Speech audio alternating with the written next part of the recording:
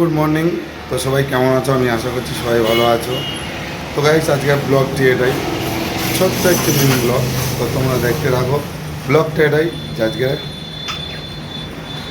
চুল কাটিং করতে যাচ্ছি। তো হ্যালো গাইস, শেষ বেশ বার হয়ে পড়লাম চুল কাটিং করতে। সাথে আরও একটি ভাই আছে, ও চুল কাটবে। তো বার হয়ে হোটেল থেকে বার হয়ে যাচ্ছি, দেখতেই পাচ্ছ।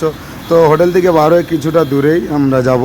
তো হেঁটে হেঁটে দুই ভাই গল্প করতে করতে যাচ্ছিলাম। রাস্তার ভিউটা তোমাদেরকে দেখিয়ে দিই, যে রাস্তার সকালবেলা এরকম ভিউ ছিল। তো শেষ বেশ আমি সেলুনে পৌঁছেও গেলাম।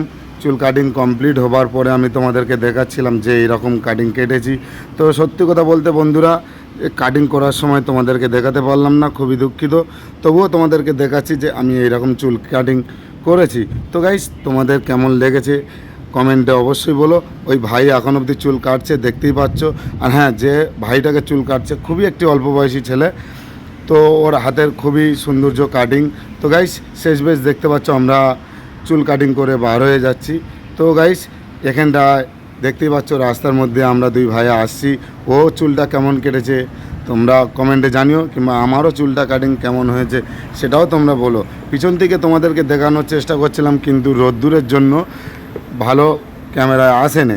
বন্ধুরা, শেষ বেশ চলে আসলাম হোটেলে। তো এরকম নতুন নতুন ভিডিও দেখতে হলে এসবি সানি ভাইকে ফলো করো। আর হ্যাঁ, লাইক, কমেন্ট অ্যান্ড শেয়ার। তো বন্ধুরা, ফিরে আসছি আবার নতুন কোনো ভিডিও নিয়ে।